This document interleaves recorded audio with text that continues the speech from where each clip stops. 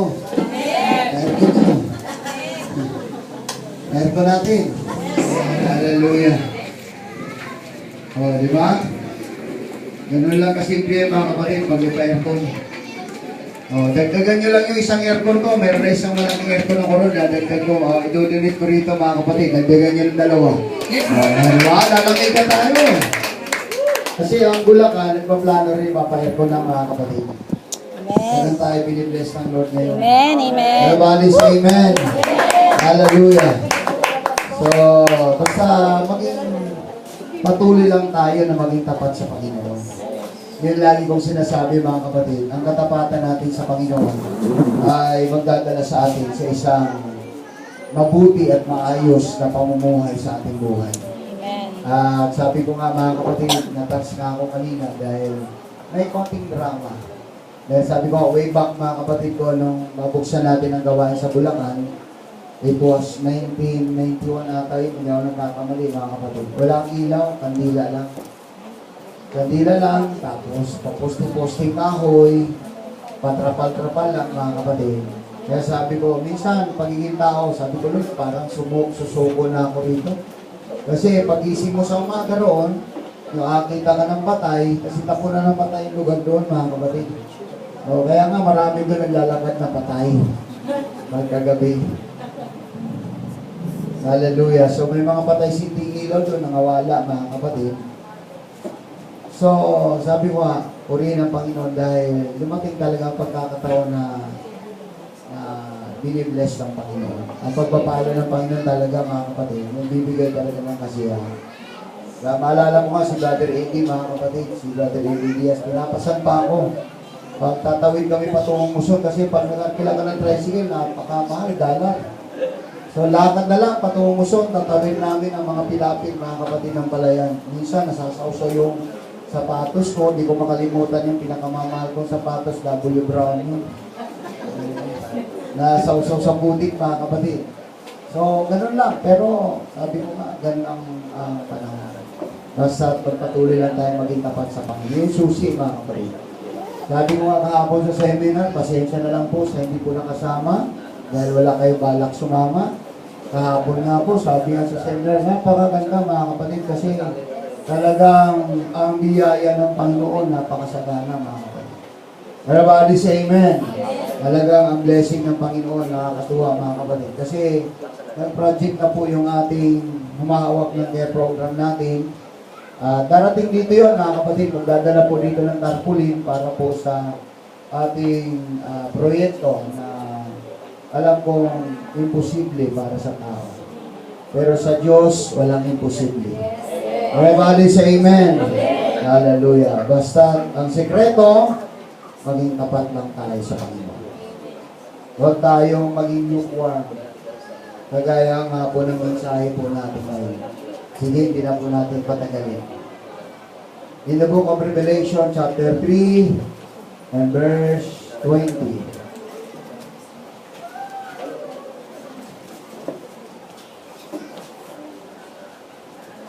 Ang sabi po dito, Behold, I stand at the door and knock. If anyone hear my voice and open the door, I will come into him and will sup with him and he with me. Sa Tagalog, narito ako'y nakatayo sa pintuan at tumutuktok kung ang sino man ay dumidinig ng aking tinig at magbukas ng pinto, ako'y papasok sa kanya at hahapong kasalo niya at siya ay kasalo ko. Oh, grabe na. Basta magbukas lang daw tayo ng pintuan. Huwag lang daw tayo magsara pag may kumakatok. Kahit na-hold upper pa yun, buksan lang na kumakatok sa atin. Everybody say amen.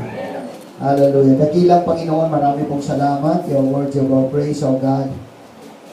Salamat po, Panginoon, sa mga tinatamasa namin biyaya, Panginoon, mula sa iyo. Ito man po ay sabihin na namin mga trials sa aming buhay. Pero alam ko, Panginoon, lahat ng yan ay mga challenges sa aming buhay para makapagpapatuloy kami. Salamat sa mga pagpapalang spiritual, physical, financial, at mga material na bagay. Salamat, Panginoon, hindi po kami materialistic, Panginoon. Pero kami po ay aani sa bawat tinatanim po namin. Panginoon, panahon na po parang yung iglesia ay mga tuto sa mga principles mo, Panginoon, sa mga nararapat, Panginoon, Lord. At alam ko, Panginoon, Lord, ipagkakaloob mo ito, Panginoon, sa iyong iglesia. Maraming salamat. Dalangin ko po ang mga kapatiran na nasa ibang bansa, sa Japan, sa Saudi Arabia, sa Kuwait, Panginoon, sa Bahrain, sa Damam, Panginoon, sa New Zealand, Panginoon. Dalangin ko po, Ama, ang iyong pagpapala, Panginoon. Dalangin ko, Sir Marisa, Panginoon. Hallelujah, pagpalain mo po siya na maging permanente na ang residency niya, Panginoon. Dahil alam ko, Panginoon, makapagbubukas ka ng gawain doon. Yes. Salamat po, Ama, dahil naglalain po siya, maimbita po, Panginoon, ang iyong mga lingkod dito para doon sa lugar na iyon, makapagbukas. Kaya, Ama, gawin mo kami karapat-dapat. Hindi po namin alam kung anong plano mo, basta kami gagawa, maging masipag, hindi maging tamad, Panginoon. Dahil alam ko, Panginoon, hindi karapat-dapat sa iyong Maria ng tamad, Panginoon. Amen. Kaya salamat po, your words of our praise, dakila ka, Panginoon. Salamat po sa iyong kabutihan. Salamat sa mga pagpapala. Salamat sa kalakasan. Ipahayag mo ngayon, Panginoon. Gamitin mo ang labi ng iyong lingkod para maging instrumento para sa pagpapahayag ng mga salita. Itago mo po siya sa iyong likuran. Ikaw ang makilala. Ikaw ang nagtataas. Ikaw ang nagpapakumbaba. Maraming salamat. At purihin ka, Panginoon, sa pangalan ng dakila, sa pangalan ng Panginoon Jesus. Amen. Amen. Hallelujah. Palapakan natin ang Panginoon, mga kapatid. So, dito po natin ginawa sa Revelation chapter 3 and verse 20, mga kapatid. Let him in, or papasukin daw po natin siya. Amen. Yan po, makakaupo na po tayo. Hallelujah. So, ito po ay encouragement ng Panginoon sa atin sa sulat po ni John. John the Divine, in the Isles of Patmos. Sa isla po ng Patmos kung siya makulong, mga kapatid. In-encourage po niya bawat isa po sa atin, mga kapatid. Hallelujah. Kinakausap niya. Dito, sinulat niya ang 7 churches of Asia. Sinulat niya ang 7 iglesia, mga kapatid, sa Asia Minor. Sa bawat iglesia, sa 7 iglesia, mayroon siyang mga napupuna, mga kapatid. Tandaan yun, kasama tayo sa iglesia ngayon. May mga napupuna siya, hallelujah, sa kanilang buhay kristyano. Pag sinabi iglesia, this is the church of God, or the church of God. Yes. Built upon the rock of God. Itinayo sa bato. Ito yung mga iglesia na kanya po, mga kapatid kong napili. 7 iglesia at isa rito. Lahat ng 7 iglesia mayroon siyang napuna. Pero ang pinakamatindi, mga kapatid ko, ay yung Laodicean Church. Although lahat may puna, pero ang Laodicean Church, mga kapatid ko, ang isa sa nakita ng Panginoon na mahulog sa kadilakaduhan dahil naging lukewarm sila. Pag sinabing lukewarm, maligamgam, hindi mainit, hindi malamig, hindi mo maintindihan. Yes.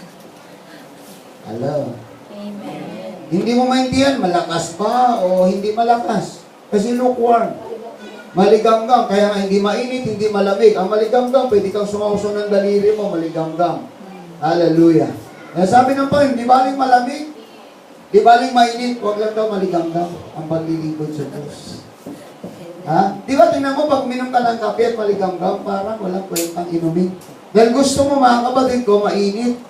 O kaya malamig na lang. Kaya nga, pagka nagkape ka, magpapainit ka ng tubig. Pagkatapos mong painitin, hipan mo para lumamig. Diba? Ganun tayo mga Pilipino. Ba't pa tayo nagpapakulo ng tubig? Tapos pagdating malangin, palamigin, ilagay sa tubig din. Tapos para lumamig. Ba't ganun? Huwag ganun. Inumin mo lang mainit. Ha? Kasi gusto mo maging maligamgam, kaya huwag kang uminom ng maligamgam. At huwag din daw tayo, mga kapatid ko, na maging maligamgam. So ito yon, mga kapatid, ang Laodicean Church, hallelujah, naging lukewarm daw sila sa kanilang devotion sa Panginoon. Saan sila nakatingin? Sa mga material na bagay. Na yun yung delikado eh. Yes. Ha? Yun yung delikado. Nagpipray tayo, mga kapatid, Lord bless me. Pero ang problema, nung binibless na tayo, mga kapatid ko, naging lukewarm naman tayo. Yes. Amen. Ako po. Amen. Amen. Hello. Amen. Nandiyan pa ba yung mga kasama ko? Ha? Pray tayo ng pray, Lord, bless me para makatulong sa gawain. Pero naging tamad naman sa gawain. Yes. Naging lukewarm naman, mga kapatid. Yun yung problema sa Laodicean Church. Yun yung naging problema, mga kapatid. Yung devotion nila, hindi raw naging mabuti na. Pag sinabing devotion, ano yun, mga kapatid? Ha? Hindi hopelessly devoted to you. Nakakaintindi lang doon, yung mga matatanda, yung hopelessly devoted din, kanta yun. Ha? Yun, mga kapatid. Diba? Kaya sabi nito, mga kapatid, tingnan nyo ha sa verse 17. Sa ganun din, mga kapatid. Tataas lang natin. Sapagkat sinasabi mo, ako'y mayaman. O, mayaman na ang MGCN. Mayaman! At magkamit ng kayamanan. Nagkamit na ng kayamanan. Dami na kasi pautang. Dami ng pera, MGCN. Magpa-aircon ay. Nagpaplano na magpa-aircon, nagpaplano na magpaganda ng simbahan, nagpaplano na magpintura ng simbahan. Pero ang delikado daw, mga kapatid, at hindi ako nangangailangan ng anuman, sabi ng Panginoon, at hindi mo nalalaman, ikaw ay aba at maralit at duga at bulag at hubad. Ay, hubad pala eh. Bakit? Kasi naging lukewarm. Yes. Yan yung bantayan natin, mga kapatid, sa ating paglilingkod sa Panginoon, kapag dumarating sa panahon na tayo ay binibless ng Panginoon. Pinasasabi lang po ito ng Panginoon, huwag kayong magagalit sa akin, baka hindi nyo ako batiin mamaya. Ha? Yes. Lahat naman to ito, whom it may concern. Yes. Everybody say amen. Amen. Yun yung totoo, mga kapatid. Sa totoo lang, Lord, nagpipray ka, Lord, bigyan mo ako ng trabaho. Nung may trabaho na lang, wala na sa Panginoon. Yes. Ano yun? Ha? Amen. Amen. Maghuhugot na naman ako. Yeah. Sugot. Hugot Kristiyano. Hindi, bago na yun sa akin ngayon. Hampas kabayo. Anong pas ka ba? Diba? Everybody say praise the Lord. Bari ba natin palakpakan ang ating Panginoon? Yun yung isang bantayan natin, mga kapatid, sa panahon ito. Dahil ang sabi ni Apostle Pablo, in the last days, perilous times shall come. Meron na pong spirit of apathy. Ha? Lawlessness. Lukewarmness. Wax cold. Lumalamig sa panahon daw natin ngayon. Dahil sumasagana, mga kapatid ko, ang buhay, yun yung bantayan natin, mga kapatid ko, bilang church. Huwag na tayo magkaroon sa iba, sa atin na lang, bilang Magnificent God Christian Fellowship. Nabantayan natin, pagka dumarating sa ating buhay, nararamdaman natin na parang malayo na, mga kapatid ng Panginoon, habang nandiyan ka pa lang sa dalampasigan, at hindi ka pa nakakarating, mga kapatid, sa laot, huwag ka nang dumating pa sa laot, ay kung lumusong ka na, bumalik ka na sa pinanggalingan mo, para huwag ka nang lumubog. Amen.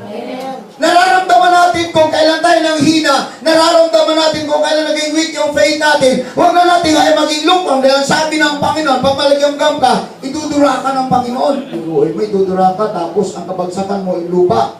Ay lalim ng lupa. Yes. Amen. Muti sana kung idura ka, patungo doon, mga kapatid sa langit. Ha? Amen. Seryoso po tayo. Nangingiti lang ako. Pero seryoso yun. Everybody say amen? Amen. Everybody say praise the Lord. So, kailangan natin, mga kapatid, sa ating buhay, mga kapatid, ang dapat maunawaan natin, ma-realize natin, mga kapatid, na ang Diyos lagi nag-iimbita sa atin.